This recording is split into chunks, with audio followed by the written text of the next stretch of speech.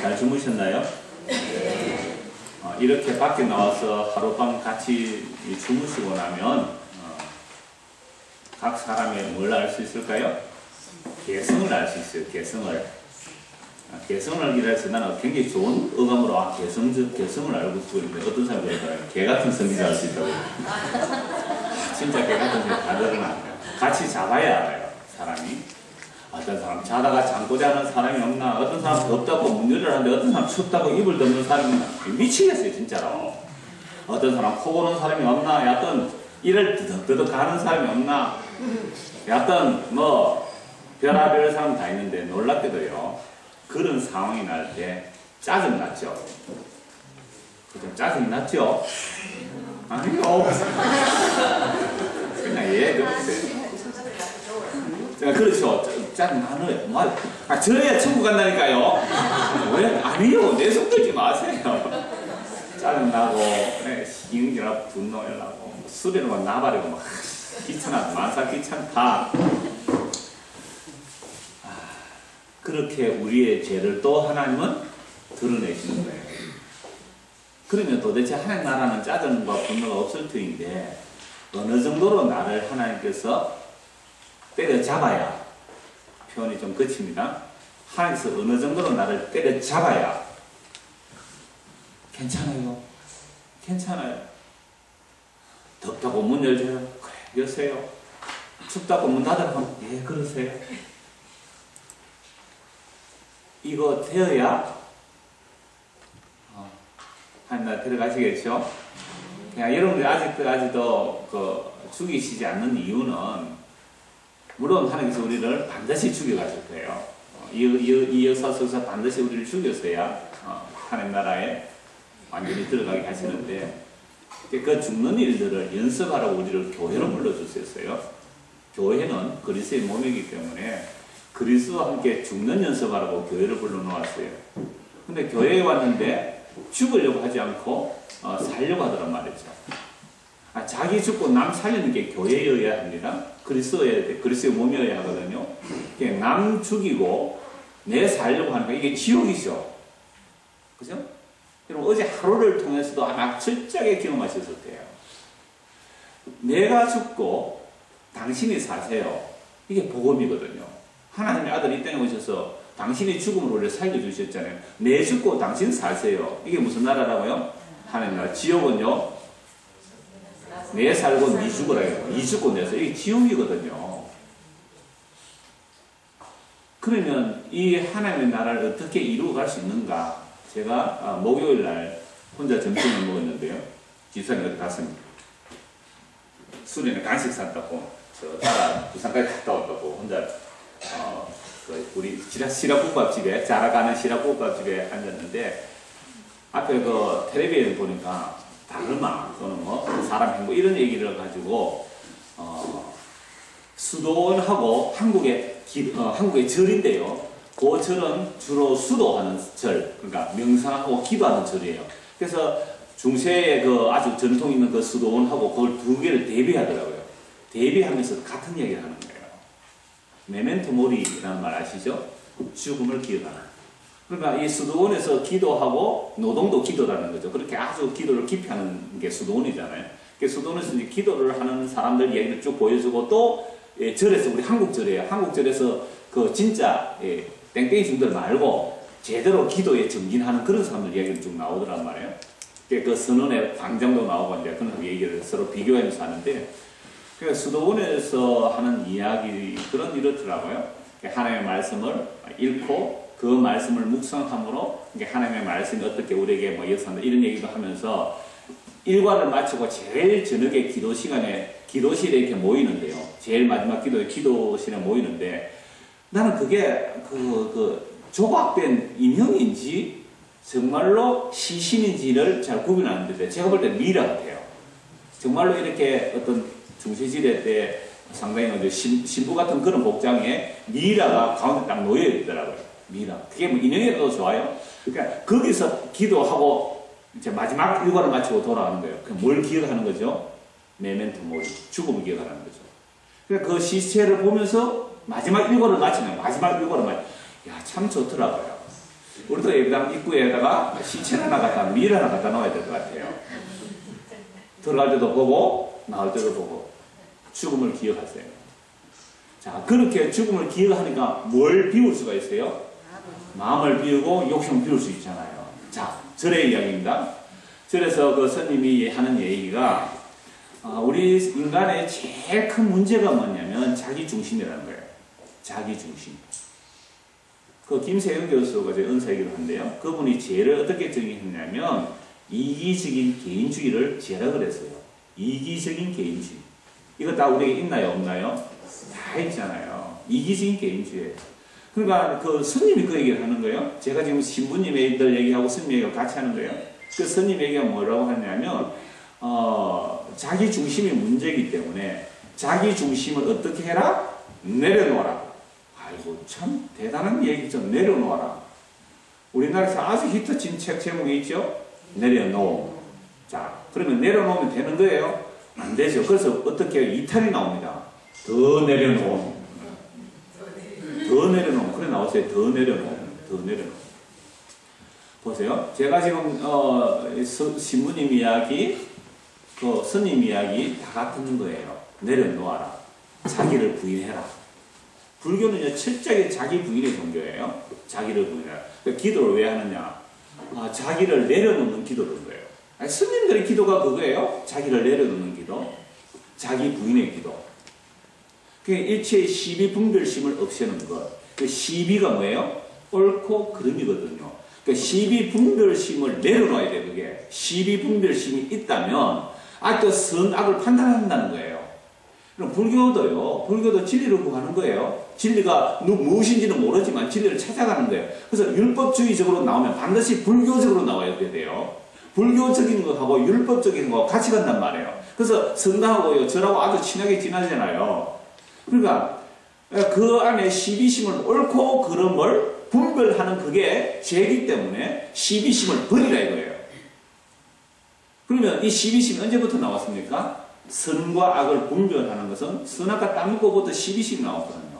그러면 인간이 스스로 시비심, 그 시비심이나 옳고 그름이라는 것은 문제는 하나님만이 옳고 그름을 결정하셔야 돼요. 하나님만이 너는 옳다? 옳은 거예요. 하나님 너는 그러다? 그런 거예요. 그게 우리가 yes, no 그 믿음이에요. 근데 하나님께서 옳다 그러는데 제가 왜 옳아요? 라고 시비를 걸거든요. 하나님께. 맞죠? 쟤는 그러다. 아니 제가 왜 걸러요? 이 시비가 딱 일어나는 거죠. 옳고 그름이 일어난단 말이죠. 그러니까 하나님께서 여러분들이 보실 때 제가 어떻게 천국 가요? 라고 하나님께 시비를 걸잖아요. 하나님께서 세리 창기를 보고 서기관 바리새인보다 먼저 천국 간다 그랬잖아요. 누가 신경질 날까요? 서기관 바리새인들 자기 의가 있는 자가 신경질 나는 거예요. 그게 바로 하나님께 시비 건다는 것이 옳고 그름이죠. 하나님께서 보시는 선과 악, 시비, 옳고 그름이 아니고 누가요? 선악을 따먹고 합니다. 나, 자아라는 나가 뭐요? 시비의 주체가 되는 거예요. 나가 시비의 주체가 된다고, 주체. 하나님만이 옳고 그름을 주체가 되는데 선악을 따먹으면 나가 시비의 주체를 가지고 사는 거예요. 그래요? 안 그래요? 여러분들? 전부 다 그래요. 우리의 모든 삶의 불평과 원망과 짜증은 전부 내 중심으로 옳고 그름을 따지는 거예요. 그러니까 여러분의 남편이 바깥에 나갔을 때 좋은 사람이라고 칭찬 듣는 남편 계세요? 그렇죠. 여러분의 남편이 바깥에 나가서 좋은 사람이라고 소리 듣는데 나한테도 좋은 남편이에요? 아니에요. 그렇죠? 그러니까 왜? 그 바깥에 나가서 남에게 잘해주는 대신에 누구한테 잘해주라? 나한테 잘해줘야 좋은 남편이지 이야기예요. 그러니까 벌써 옳고 그름을 누가 가지고 있는 거죠? 나를 중심으로 가지고 있는 거잖아요. 이걸 성경에서는 뭐라 그래요? 죄라 그래요. 근원적인 죄. 근데 이 죄 문제를 이게 죄인 줄 알아요. 누가 알아요? 신부들도 알고 스님들도 안다니까요. 선악을 분별하면서 내 중심으로 선악을 판단하는 것이 죄인 줄 스님들도 알아요. 근데 이 스님들이 이 시비 문제를 어떻게 해야 된다고요? 금욕적으로 끊어내잖아요. 그래서 머리도 깎아버리고 절에 들어가서 세상을 안 보겠다고. 그래서 자기를 부인하고 절 속에 들어갔잖아요. 시비심을 없애기 위해서. 그래서 끊임없이 용맹정진, 한거 동한거, 그 뜨거운 여름에요. 2달 동안, 3달 동안 말 한마디 안 하고 한거 들어갑니다. 우리 뭐 40일 기도요. 그거 절에 가면요. 잽도 안 됩니다. 무슨 40일 기도? 택도 없는 소리란 말이죠. 절에 들어가면요. 명벽수도를 해요. 성철 스님은 덩어리를 한 번도 바닥에 대고 주무시지 않았대요. 성철 스님이. 그런데 죽을 때 뭐라 그랬어요? 나는 지옥으로 합니다. 내가 얼마나 많은 중생들을 속였으며 얼마나 진실해요. 가룟 유다예요. 성철 스님은. 양심이 얼마나 고운 분이에요. 근데 우리는 얼마나 뻔뻔한지 몰라요. 스님 수준에도 못 들어가요. 우리가. 엉터리 복음을 들어가죠. 잘못된 복음을 들어가죠. 어제 어떤 분이 그런 질문을 했어요. 구원의 확신이라는 것을 성경 몇 구절을 가지고 이용하는 것에 대해서 무슨 어떻게 생각하십니까? 성경 몇 구절만 하면요. 그거 달달 외워가지고 그거 나 안다, 나 믿는다. 그걸 가지고 자기 구원의 확신을 삼고 있어요. 그게 율법 주의와 다를 바가 뭐 있어요? 율법의 의로는 흠이 없다는 그 바리새인들과 다를 바가 뭐 있느냐 말이에요. 그래서 그들을 보고 예수께서 뭐라 그랬어요? 독사의 자식들을 그랬습니다. 회개하라, 천국이 가까이 왔다. 천국은 어떤 나라라고요? 회개하는 나라예요. 그럼 우리가 자기를 시비 분별심을 내가 스스로 없앨 수 있으면 예수님 필요 없잖아요. 시비를 분별하는 것을 내가 스스로 내려놓을 수 있다면 예수님 필요 없잖아요. 그래서 나의 시비에 희생당한 자가 누구예요? 내 선악, 내 판별에 희생당한 자가 누구예요? 예수님이에요. 여러분들이 어제 하루, 아니 눈 뜨고 오늘 아침에 일어나서 밥 먹고 여기 오기까지 온갖 시비를 다 분별했단 말이에요. 여러분들이. 선과학을. 그럼 9시인데 왜 9시까지 안 왔어요? 제가 10분 전에 강의 찬송한다고 그랬잖아요. 10분 전에 온 사람은요 20% 간대요. 10분 전에 오라고 강의 시간에 했죠. 그죠? 왜 10분 전에 안 왔어요? 텔레비전 앞에 앉아있더라고요. 그러면 10분 전에 온 사람은 지금 갑자기 뭐가 되죠? 괜찮은 사람 되잖아요. 10분 전에 온 사람 갑자기 괜찮은 사람 되죠. 그러니까 10분 전에 안 온 사람은 어떻게 돼요? 신경질 나네, 좀. 그러니까, 보세요. 제가 무슨 말 한마디 탁 하면요. 거기서 벌써 또 뭐가 일어난다고요? 선악의 분별, 시비의 분별이 나오더란 말이죠. 그러니까 오늘 아침 눈 뜨고 지금까지도 얼마나 많은 죄를 지었어요. 얼마나 많은 죄를. 아침에 반찬 맛있었어요? 네. 짠 뭐, 싱겁 뭐. 내 마음에 안 드는데, 이런 반찬. 여러분, 그러니까 우리는 도대체가 그 선악과를 따먹은 그 아담과 하와의 후손의 그 속성들을 도대체가 벗어낼 수가 없죠, 우리 스스로. 그래서 그럼 어떻게 해야 되는데요? 제가 방금 드린 이런 말씀들을 지금 성령께서 우리 마음에 비춰주시면 그 악한 죄인이 바로 제 자신이 맞네요. 라고 마음이 가난해지는 거예요. 그래서 천국은 심령이 가난한 자의 것이죠. 그 본문 한번 보십시오. 12페이지입니다. 마태복음에서 예수님은 천국 복음을 전파하십니다. 천국 복음을 전파하시면서 마태복음 5장에서 뭐라고 말씀하시죠? 심령이 가난한 자는 천국이 저희 것이다. 자, 여기서 가난하다는 말은요, 절대적인 가난이에요. 자, 그래서 세상에서 가난한 자 천국 가겠어요? 가난한 사람 천국 간다. 그거 엉터리 복음이에요. 이거 물질적인 가난은 얘기 안 해요. 그 물질적으로 가난 다 천국 가게 해요? 그런 의미 아니에요. 심령이 가난하다는 말은 나는 주님에게 절대적으로 의존되어야 합니다. 나는 단 1초라도, 아니 0.1초라도 나는 주님의 은혜, 주님의 의가 없이는 나는 살 수가 없습니다. 라는 사람이, 그런 사람이 누구의 것이? 천국이 그들의 것이에요. 근데 천국을 아까 제가 스님 얘기도 하고 신부 얘기도 했는데 자기가 스스로 욕심을 버리고 선악 분별심을 버려두고 자기를 부인해서 만약에 천국 간 사람 같으면 그런 사람 천국 못 가요, 절대로. 그런 사람 천국 갔으면 천국은 어떤 곳이 될까요? 자기 자랑하는 곳이 되겠죠. 자기 자랑하는 곳이 된다면 천국은 예수님만, 하나님의 아들만 자랑되는 곳인데 그런 자 어떻게 천국 가겠어요? 그래서 심령이 가난한 자를 주님께서 만들어내시겠다. 그래서 마태복음 5, 6, 7장 산상수훈을 항상 인간이 자기 힘으로 절대로 이룰 수 없는 경지를 말하고 있어요. 그래서 유대인들은 마태복음 5, 6, 7장을 보고서 자기들이 율법의 의로 의롭다는 것이 깨어지고 박살나야 되는 것이 바로 마태복음 5장, 6장, 7장이에요.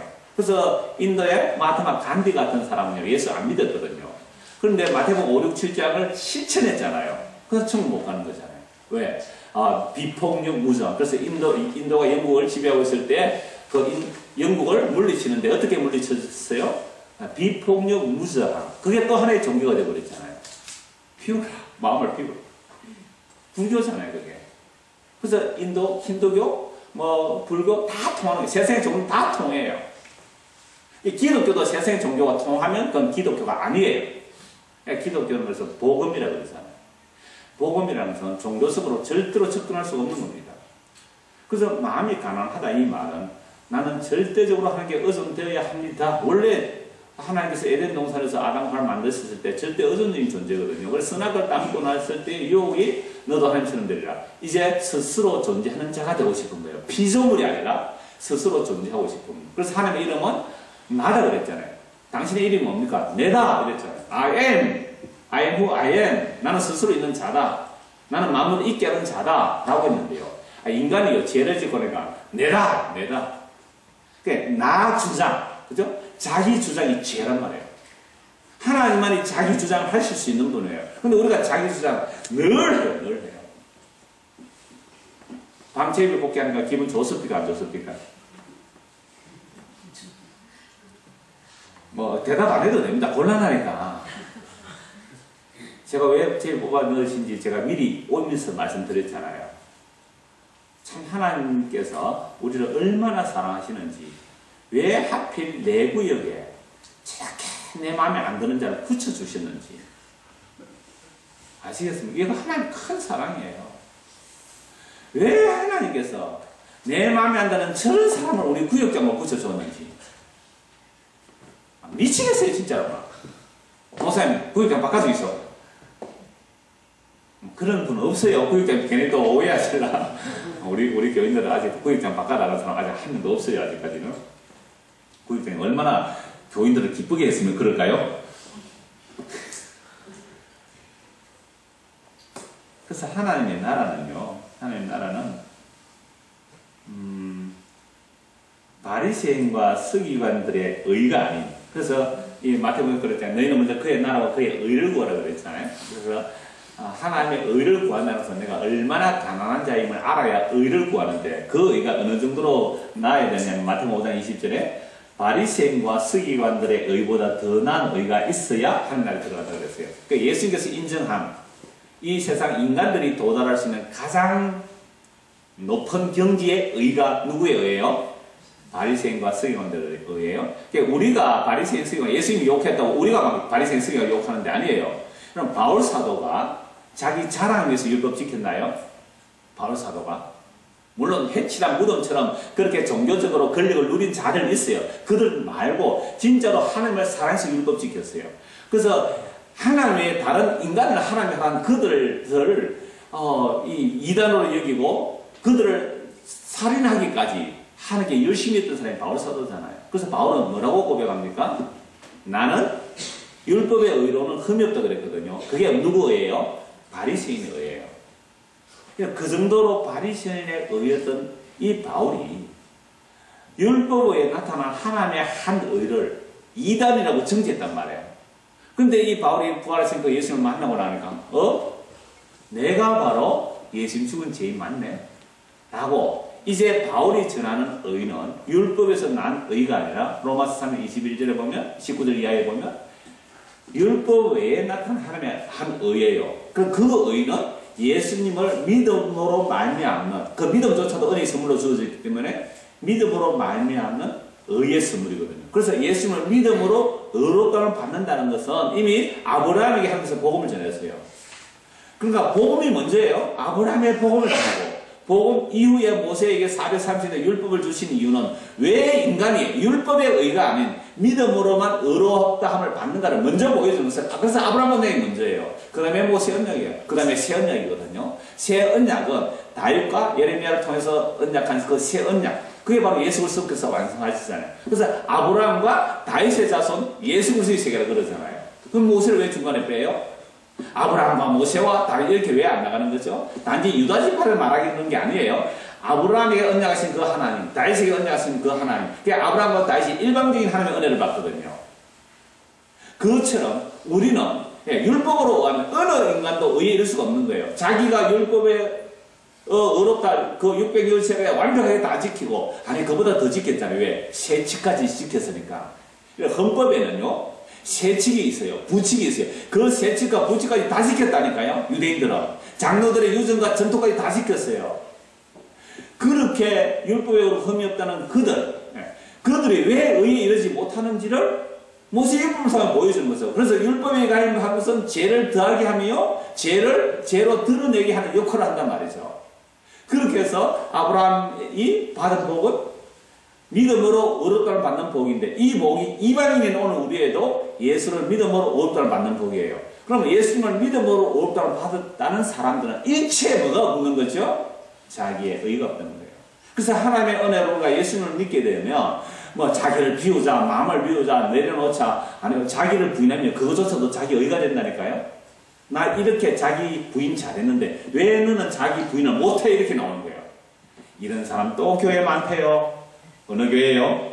저 넓은 교회라고 창원에 있던데, 진짜 이런 사람 많아요. 나는 복음으로 이렇게 하는데 왜, 그러니까 나와 다름이 용납 안 되는 거 있죠. 나와 다름이 조금 더 용납 안 되는 거예요. 그럼 믿음은 하나고, 주도 하나고, 세례도 하나고, 다 이제 하나다 그랬잖아요. 그러니까 내일 설교할 내용이 그래요. 근데 그 다른, 믿음, 주도 하나요, 믿음도 세례요, 하나님, 주님, 성령도 다 한 분이신데, 7가지가 다 하나인데, 놀랍게도 내일 하는 말씀을 보면 각 사람에게 은혜를 주시네 이렇게 나오는 거예요. 왜 하나라 해놓고 또 각 사람에게 은혜를 주시네. 이 은혜라는 말은 카리스예요. 이 카리스와 카리스마의 구별이 되는데, 카리스는 은혜고 은혜라는 것은 영원한 거예요. 카리스마라는 것은 은사하는 건 일회용이에요.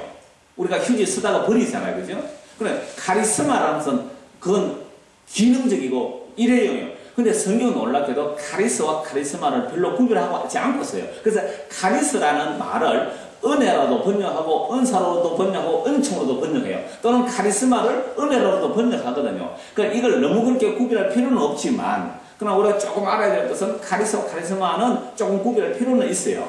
카리스마는 일회용이란 말이죠. 왜 제가 일회용이라 하냐면, 이런 바울의 앞치마를 들고 가서 또 바울의 손수를 들어서 아픈 사람에게 놓으니까 어떻게 되었어요? 병자가 나왔다는 거죠. 그 바울의 앞치마, 바울의 손수건 있으면, 이야, 떼돈 벌겠는데, 지금? 그거 왜 안 남겨주었죠?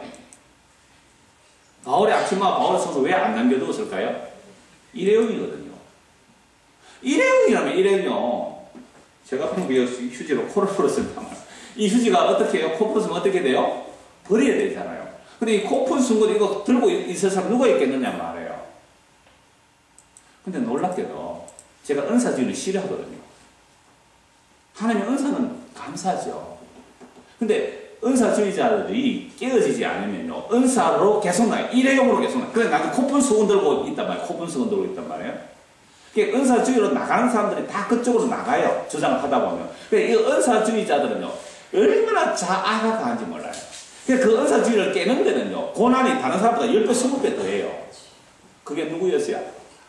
우리 허성삼 얘기 들어봤잖아요.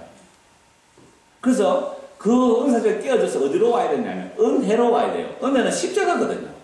십자가 복음 안에 들어오지 않는 은사주의는 털도 잘못된 길로 간단 말이에요. 그래서 바울이 손수건을 놓았는데 그 손수건이 왜 보관 안 됐을까? 왜 보관 안 됐을까? 제가 옛날에 그 부목사로 있을 때 골동품 상의하는 분이 계셨어요. 그분이 하는 말이, 야, 언약계 그거 있었으면 진짜 돈 될 건데 왜 그게 언약계 없나 이러다가 골동품 상의하니까. 그러니까 사람들이 성경을 보고 무슨 생각해요? 지 생각대로 하는 거예요. 그래서 제가 그랬죠. 모세의 무덤을 없앴습니다. 그렇죠? 모세 무덤에서 그 우상으로 숭배할까 싶어서.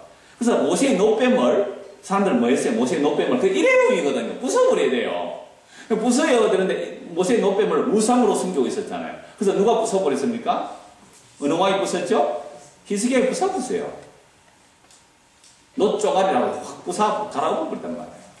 그러니까 우리 안에 하나님의 은사는요, 소유할 수가 없는 거예요. 은사를 자기가 소유할 수 있다면 그는 은사 주는 분이 되는 거예요. 은사는 그때그때 달라요. 그때그때 쓰고 버리는 거란 말이에요. 그런데 미국에 어떤 사람이냐면 손수건 은사 사역을 하는 거예요. 손수건 사역. 그래서 방송에서 이렇게 하는 겁니다. 여러분들, 바울이 손수건에 얹으면 병이 나왔습니다. 이제 여러분들이 저에게 손수건을 보낼 수 있죠. 제가 기도를 해서 손수건을 붙여드리겠습니다. 붙여주려고 하면 우편값을 넣어야 될 거 아니에요. 반송우표비. 반송우표비만 넣으면 되겠어요? 심은 대로 거두니까 많이 심으라는 거죠. 그래서 떼돈 벌었습니다, 그 사람. 실제 있는 일이에요, 실제로. 그래서 손수건이 오면 손수건에 이제 기도를 했는지 안 했는지 모르죠. 기도를 보낸 거예요.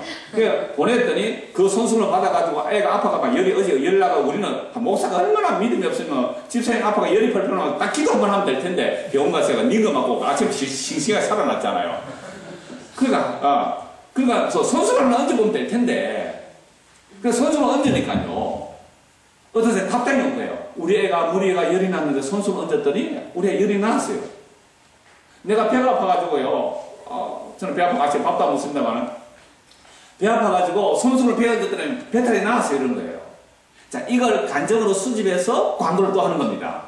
손수건 더 오는 거예요. 맞아, 손수건. 그냥 플라시보 효과 알죠?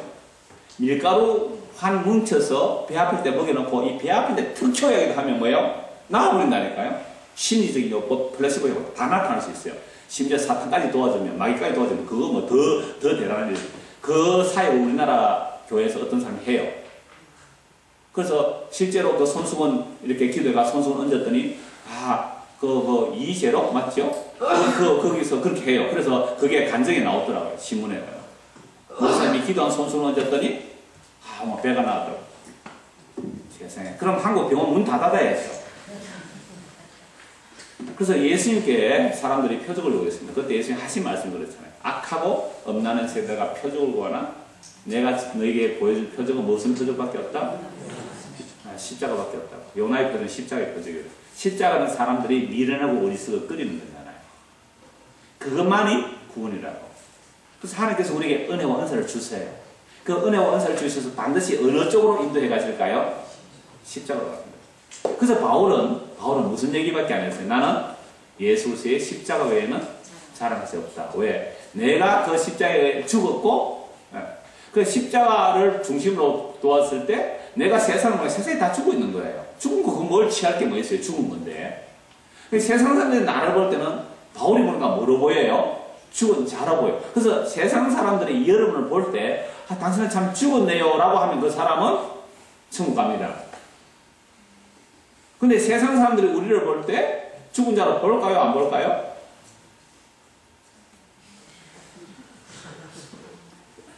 와, 예수 믿는 사람 지긋지긋하다. 하늘에 소망 둔다 그러면서 어떻게 땅의 것을 좀 더 포기 못하느냐고. 시장에 가서 바닥바닥 그 몇 푼 안 되는 거 깎는 사람 전부 예수쟁이더라고요. 물건 살 때 좀 손해보세요. 그래가지고 헌금하려고요. 헌금도 별로 안 하더라. 그래 깎아 사도. 다시요. 제가 이런 말씀 왜 지금 계속 드리느냐 하면 가난해지시라고. 나는 의가 조금 더는 없는 사람임을 아시라고 제가 말씀드리는 거예요. 나는 의가 하나도 없어. 그래서 어제 저녁에 잠시 제가 기도할 사람 남아있는 사람 이유가 그 얘기예요. 나는 정말 죄밖에 없는 사람. 죄밖에 없는 사람. 정말 죄밖에 없는 사람. 그래야 누구를 의지해요? 주님을 의지하는 거예요. 그러니까 내 안에 내 의가 쌓이면 쌓일수록 예수님과 나는 점점 더 멀어져 가는 거예요. 그러니까 여러분들이 예수님을 믿으면 믿을수록 자기 죄가 더 얼마나 깊은지 얼마나 엄청난지를 알면 알수록 주님과 가까워지는데 예수를 믿으면 자기 의가 쌓이고 쌓이면 예수님과 점점 더 멀어져요. 점점 더 멀어져 가네. 머물러 있는 청춘인 줄 알았는데.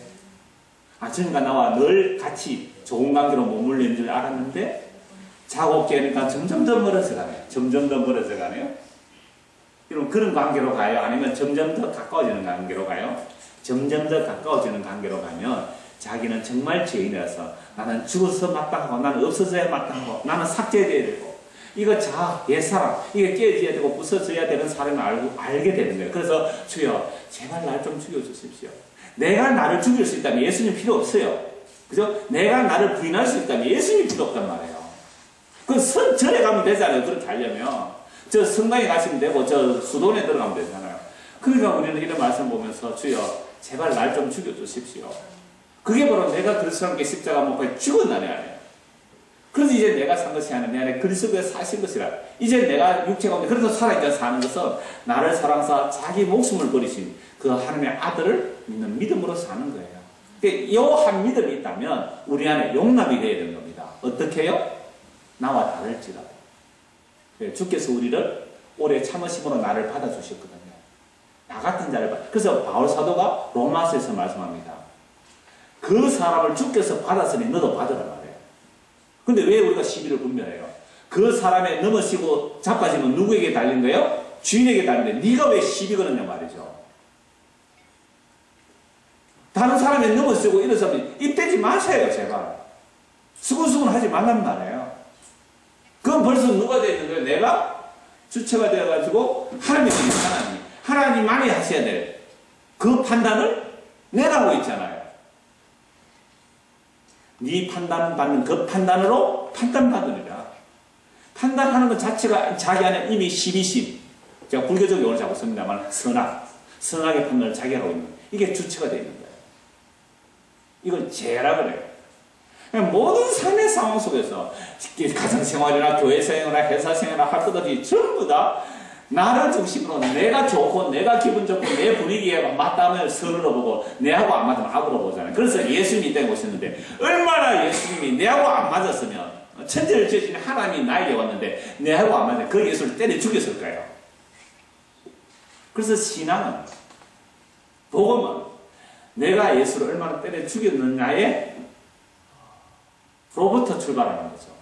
그래서 신앙이 깊어졌다. 그죠? 신앙이 깊어졌다고 하면 정말로 나는 죽어 마땅한 죄인이고 내 이름은 삭제되어야 마땅하고 나는 아무도 안 알아주고 정말 길에 버려지 그냥 휴지 조각 땅에 뒷걸 안개 그렇게 자기가 인식되는 사람이 성령 충만한 사람이며 그런 사람이 은혜가 충만한 사람이에요.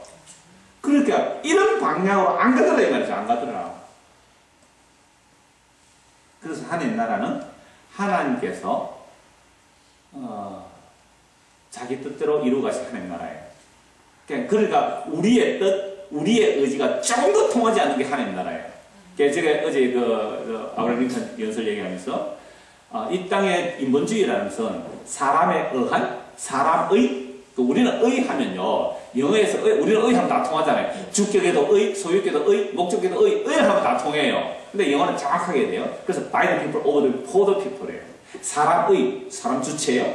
사람에 의한 수단이에요. 방법이에요. by, for, 목적이잖아요. 목적기예요. 사람을 위한. 그게 인본주의예요. 그리고 하나님 나라는요.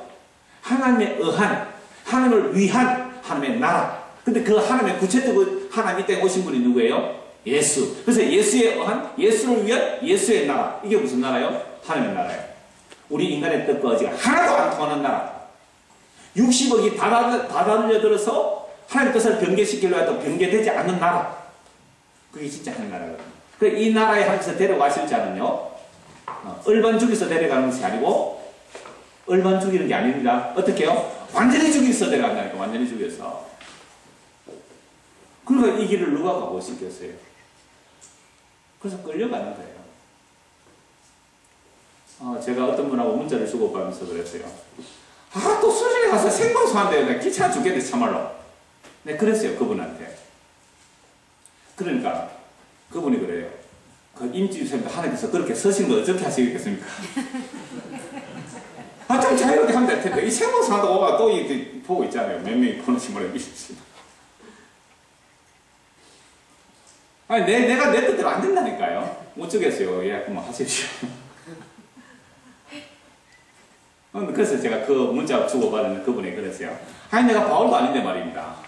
바울이 젊어서는 지가 띠뛰고 다녔지만, 늙어서는 다른 사람이 띠를 띠고 끌고 가려라. 끌려가는 거잖아요, 제가. 그래서 얘예요, 얘. 죽이 되든 밥이 되든 주께서 하시고자 하신다면 하셔야지 어떻게 하시겠어요. 그래서 하나님의 나라는 예수님에 의한, 예수님을 위한 예수님의 나라예요.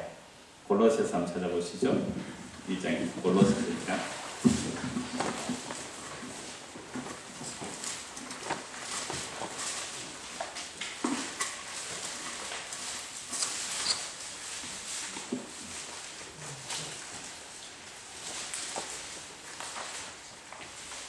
네, 15절입니다. 이거 어제 본 말씀인데 12절 한 번 더 다시 보죠. 우리로 하여금 빛 가운데서 성도의 무엇이에요? 기업의 부분을 얻기에, 그러니까 성도의 기업, 성도의 기업이 뭐죠? 하나님 나라잖아요. 그 하나님 나라의 기업의 부분을 얻기에 합당하게 하신 아버지께. 그리고 우리가 하나님 나라를 얻는 것은요, 누가 하신 거예요? 아버지께서 그렇게 해주셨어요. 그래서 감사하게 하시길 원하노라. 그가 우리를, 하나님께서 우리를 어디에서요? 흑암의 건세. 이 흑암의 건세가 세상 나라거든요. 세상 나라의 특징은 아까 뭐라 그랬어요? 나에 의한, 나를 위한 나의 나라거든요. 여러분, 이거 우리는 죽을 때까지 가서 사실은. 그래서 하나님께서 반드시 우리를 역사에서 죽여가시는 거예요. 나에 의한, 나를 위한 나의 나라. 그걸 죽이시는 거죠. 그러니까 그게 흑암의 나라예요. 그 흑암의 건세에서 건져내서, 그래서 사단은 우리에게 늘 속삭이죠. 뭐라고요? 네가 주인공이야. 네가 주인공이야. 네가 주인공이에요. 누가 주인공이에요? 하나님의 아들이 주인공이에요. 우리는 다 뭐예요? 하나님 나라의 엑스트라들이에요. 아, 엑스트라가 왜 주인공 되려고 그래요? 그러니까 우리가 부모들이 자식을 키울 때에 항상 뭐로 키웁니까? 이런 걸 자녀를 뭐로 키워요? 너는 주인공이 되라 그러잖아요. 회개하십시오. 너는 주인공 안 되어도 돼. 너는 무명한 자로 살아라. 있으나 마나한 자로 살아라. 없음으로 살아라. 가훈, 뭐라고 쓰면 돼요? 없음. 실천상황, 안개되기. 거푼이죠, 거푼, 없음. 그 다음에 실천상황 1, 안개되기 2, 땅에 티끌대기 3, 바짝 마른 초계, 바짝 마른 풀대기. 실천상황 3, 세 가지. 한번 적어볼까요? 갑자기? 자, 가훈, 거푼, 가훈, 예? 뭐죠? 가훈. 없어. 네, 가훈도 없어. 좋아요. 가훈도 없어야 돼. 나중에 되면 이것도 없어지겠죠. 가훈도 없어. 자, 실천상황 1 뭐예요? 안개되기. 안개되기. 아침마다 우리 오늘 안개됩시다. 이렇게. 2번, 땅에 티끌, 먼지대기. 3, 마른 잎사귀라 해요. 마른 잎사귀. 마른 잎사귀. 재에 불려다니는 마른 잎사귀라 그랬어요. 그러니까 뭐 되기요? 마른 잎사귀 되기. 자, 실천사. 이렇게. 아주 멋있네요. 하나 붙여둘까요? 그러니까 우리 교회 표현 뭐 하면 됩니까? 늘 부른 게 없어. 그래서 실천사. 안개되기. 티끌되기. 만사 되기 하면 이 절까지 되죠. 쪽에서 우리를 반드시 뭐예요? 이렇게 만들어 가시는 거예요. 그게 하는 나라잖아요. 그래서 흑암의 근수에서 우리를 끄집어내서 어디로 나라요? 아들의 나라로. 그러니까 아들의 나라로 옮겼다면 아들들이 다 하는 거예요. 북치고 장구치고 다 누구예요? 아들이 다 하는 거예요. 아들의 나라예요. 그래서 우리 그 회장님이 이랬어요. 목사님 그 남전대 주관 수련했는데 목사님 프로그램 유지되니까 아무것도 모르겠다는 거예요. 왜? 어디 갔어요 그동안? 아, 죽다 살아났다. 병원 가서 수술해요. 목사님 다 알아서 해주세요 해가지고 제가 북치고 장구치고 다 했거든요. 그래서 이제 총무가 옆에서 좀 수고하고 또 총무 부인이 또 수고하고 그랬거든요. 그러니까 그런데 이 수련회 더 앉아 있잖아요. 하나나라 강도예요. 하나나라 가서 니 어디 와 있는데 하면 모르겠어요. 나는 아무것도 없었는데, 그냥 와 있네요. 라고 돼야 돼요. 와야 돼요. 근데 만약 그래 안 되면요. 여기가 지금, 하늘나라 어디예요? 말씀이 선포되는 자가 하늘나라 아니에요? 그 말씀이 선포되고 그 말씀이 나네? 지금 받아들여진 그게 하늘나라거든요. 하늘나라 맛보는 거거든요. 물론 영원했지 않아서 다르지만, 그랬을 때 이럴 수 있잖아요. 옛날에 우리가, 진웅 목사님 오셔서 그랬잖아요. 이분이 저 수련회 갔는데, 정교회 수련회 가서 이렇게 우리 멀리 산을 왔는데, 사람들이 와서 쭉 이렇게 얘기를 하더래요. 나는 지금 굉장히 바쁜 사업을 두고 이렇게 왔다고. 그래도 내가 수련회 가 나는 이런 일이 있으니 이렇게 왔다고. 근데 어떤 한 아줌마가 이렇게 말하더래요. 나 같은 사람을 이런 수련회에 다 불러주다니. 와, 이런 호텔에 다 재워주다니. 2만 원밖에 안 냈는데. 와, 대단한 은혜다라는 사람이 있더란 말이에요. 하나님 나라는 어떤 사람이 가겠어요? 부자죠. 그리고 하나님 나라는요, 예수님의 나라예요. 아들의 나라거든요. 아들은 혼자 다 하세요. 아들은 혼자 다 하세요. 그 이야기를 보겠습니다. 13절. 그가 우리를 흑암의 근세에서 건져내사 그의 사랑의 아들의 나라로 옮기셨으니 그 아들 안에서 우리가 무엇을 입었어요? 성령 곧 제상. 하나님 나라는 제상 받는구나. 제상 받아서 가는 나라구나. 죄인은 못 들어가구나? 그럼 제가 뭔데요? 아까 얘기했잖아요. 내가 주체가 되어서 선악을 분별하며 살아가는 이 모든 것이 죄예요. 그러니까요. 죄라는 것은요. 특별히 윤리 도덕적인 또 율법적인 판단만이 아니고 내가 선악을 분별하며 살아가는 그 자체가 뭐예요? 죄라니까요. 안 그런 적이 없더라. 저도 마찬가지로. 안 그런 적이 없어요. 안 그런 적이 없어요. 분초라도 침 삼킬 동안이라도 내가 나를 주인으로 여기고 안 산 적이 있습니까, 여러분들? 없잖아요. 그게 죄예요. 그러니까 이런 죄는 내가 해결할 수 없어요. 우리가 목숨 끊어지는 순간까지 내가 나를 살리러 발버둥치는 거예요. 우리 몸에 세포가 어제 전사님 그 얘기하시는데 우리 세포 하나하나가 잿덩어리라고 그랬어요. 오케이? 예스? 네, 받아요.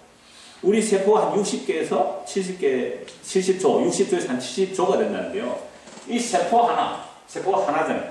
그리고 세포로 분리하는, 이 세포 하나가 뭐가 되는 거죠? 단일한 생명체가 되는 거예요. 이 세포 하나가 자기가 살기 위해서 안에 미토콘드리아가 있어요. 그 안에 핵이 있거든요. 이 미토콘드리아 에너지가 나와야 돼요. 그래서 핵이 살아나요. 그래서 이 세포 요거 하나는요, 자기 살기 위해서 발악을 하고 있습니다. 세포가. 그럼 새끼만 안 먹어보세요. 몸이 어떻게 돼요? 손발이 달달 떨린다니까요. 누가 밥 달라고 해요? 60조, 70조가 되는 우리 몸의 이 세포 하나하나가 아우스워지는 거예요. 그래서 밥을 먹고 반찬을 먹으면 그게 우리 몸에 소화가 돼가지고 그게 피를 통해서 각 장기로 간에서 화학물질로 분비해서 소화시켜서 각 세포로 60조 안에 세포로 공급이 다 돼야 되는 거예요.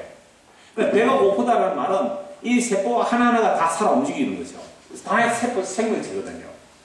그러니까 내 살아있어. 내 살겠다는 이야기잖아요. 내 살겠다는 이야기. 그래서 우리의 세포 하나까지 다 죽어야 죽는 거죠. 내 세포 하나까지 다 죽어야 돼요. 근데 그 죽음을, 목숨 끊어지는 그 죽음만이 죽음이 아니라 그 죽음을, 나의 주장을 주께서 오늘 우리를 가정 속에서, 교회 속에서 우리를 죽이신다니까요. 어떻게 죽일까요? 어제도 말씀, 어떻게 죽일까요? 내 마음에 안 드는 남편을 주셨어요. 내 마음에 안 드는 아내를 주셨어요. 내 마음에 안 드는 자녀를 주시고, 내 마음에 안 드는 목사를 주셨어요. 내 마음에 안 드는 집사를 주셨어요. 내 마음에 안 드는 교회를 주셨어요. 틀림없습니다.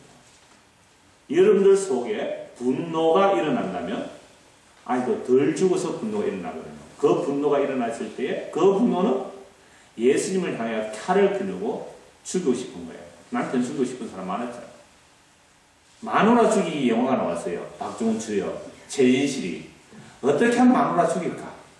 그래서 이제 심장이 좀 안 되니까 심장을 좀 이렇게 충격을 주면 마누라 빨리 죽는다 하니까 또 갑자기 막 비아그라 먹고 와가지고 막 마누라 한 번 막 죽여보려고. 그런 모습도 나오고. 이렇게 저렇게 마누라 죽이기. 그거 뭐 노골적인 아주 코미디적인 영화지만 그 안에 들어있어 보세요. 나의 행복을 위하여 마누라도 죽이고 싶고 남편도 죽이고 싶은 거예요. 나는 안 그런데요. 나는 안 그런데요 라고 하신다면, 진짜로 안 그러시면 은혜로 됐기 때문에 지장할 거 없고요. 지가 나는 안 그런데요 그러면 그건 자기 의가 되고요. 그래요. 빠져나갈 틈이 없습니다. 자, 다시요. 14절. 그 아들 안에서 우리가 성령과 제3을, 이런 한 절 한 절들을, 그죠? 비춰보란 말이죠. 아들, 우리가 성령 제3을 얻어서 가는 나라예요. 15절.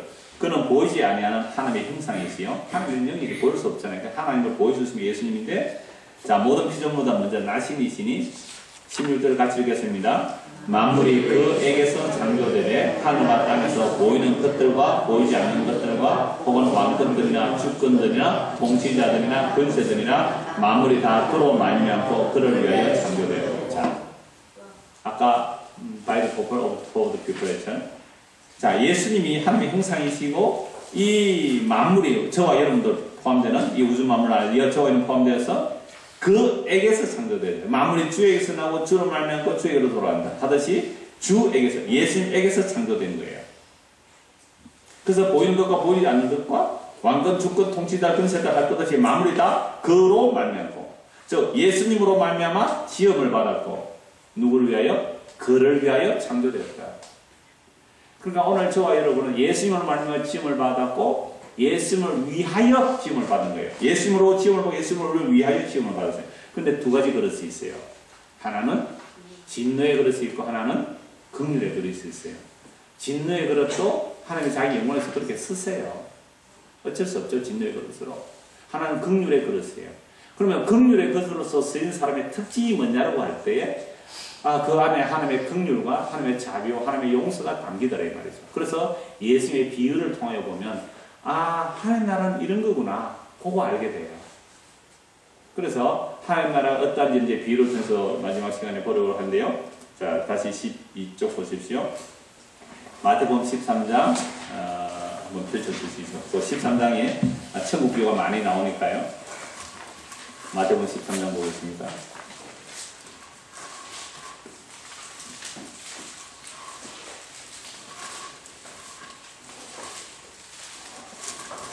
일 1절에서 그 구절을 보시면요. 13장 1절에서 구절을 보면 예수님께서 이제 씨 뿌리는 비유를 말씀하시고 나서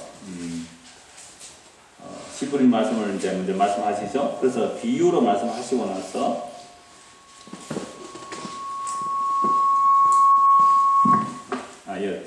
이것을 덮여서 그랬어요. 네.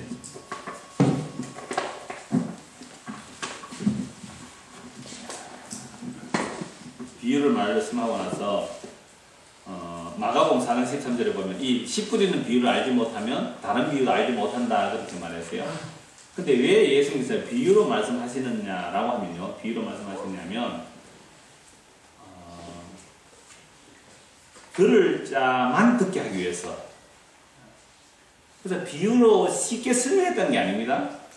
들을 귀만 있는 자에게 듣게 하기 위해서 비유로 말씀하세요. 그런 이제 이사야서 말씀도 계속 인용하시는데 눈을 가리고 길을 막아버리라. 이사야 사기 그죠? 눈을 감고 길을 막아버리라. 눈을 스스로 뜨고면 안 되기 때문에 눈을 감겨버리고 길을 막아버리라. 언제까지입니까? 라고 이사야 물었을 때 하나님께서 심판하셔서 10분의 1이 남았을지라도 그 10분의 1조차도 그 10분의 1조차도 잘리고 완전히 없어지는 거죠. 그리고 그 남은 그루터기가 거룩한 씨라 그랬거든요. 그냥 다 잘려야 돼요. 그래서 구약은 다 삭제되는 거예요. 왕들 삭제, 제사장 삭제, 성전 삭제, 레위 삭제, 유다지파 삭제 다 잘려버리는 거예요. 최종적으로 누구까지요? 마지막 남은 예수님까지 완전히 잘려버리잖아요. 십자가에서.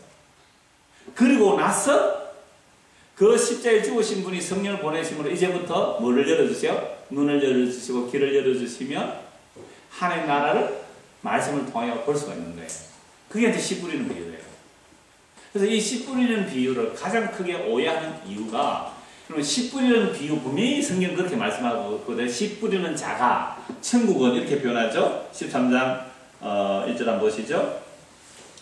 자, 천국 비유를 말씀하시는데 자, 3절 보세요. 예수께서 비유로 여러 가지를 그들에게 말씀하여 이르시되 씨를 뿌리는 자가 뿌리는 나가서 지금 씨를 뿌리는 자의 이 비유를 말씀하잖아요.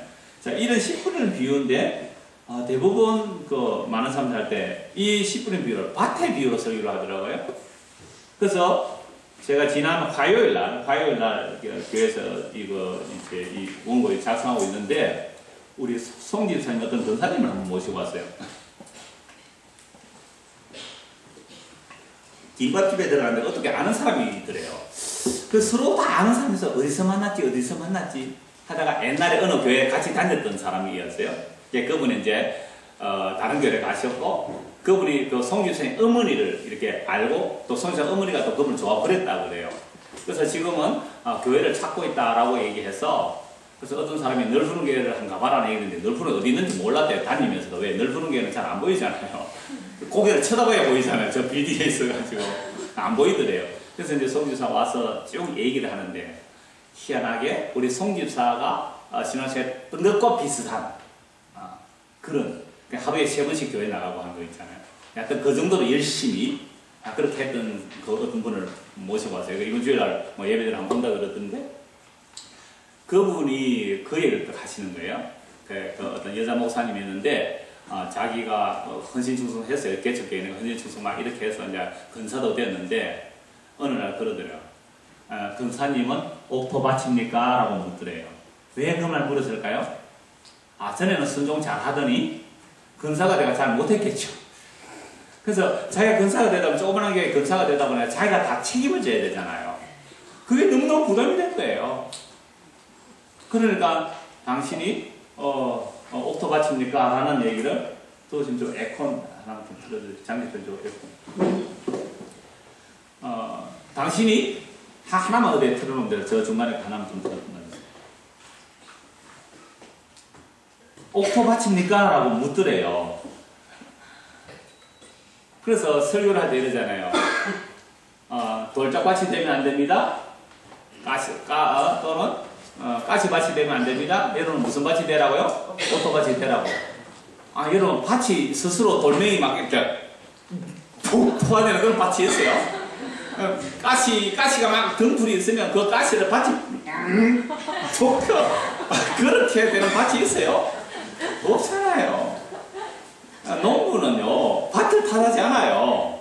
씨를 뿌리는 비유는 하나님의 말씀이 씨잖아요. 씨가 이 땅에서 어떻게 취급받는가를 보란 말이에요. 우리는 그 하나님의 말씀이 씨인데 그 씨가 얼마나 천대꾸러기로 천대받는지 봐란 말이에요. 그래서 첫째 그 밭의 비유, 그 첫째 밭이 말이야 돌짝밭이라고 그랬잖아요. 씨를 뿌려놨는데 새들이 먹어버리고 둘째 밭은 또 돌짝밭이라서 뿌리를 내리지만 그거 한번 보십시오. 해석이 나오죠. 그 뒤에 해석이 나오는데요. 10분의 비유를 들어 19절 보세요. 아무나 천국 말씀을 듣고 깨닫지 못할 때는 악한 자가 와서 그 마음에 뿌려진 것을 빼앗나니 이는 곧 길가에 뿌려진 자요. 지금 설교하는데 좋은 사람이 있어요. 지금 그 마음에 하나님의 말씀 뺏어간다 막 이러잖아요. 돌밭에 뿌려졌다는 것은 말씀 듣고 즉시 기쁨으로 봤대. 그 속에 뿌리가 없어 잠시 견디다가 말씀으로 말미암아 환난이나 박해가 일어날 때 곧 넘어지는 자요. 자, 가시떨기에 뿌려졌다는 것은 말씀을 들으나 세상의 염려와 재물의 유혹에 말씀이 막 결실하지 못하는 자요. 자, 여러분들은 어떤 사람에 속합니까? 말씀 때문에 환난이나 박해가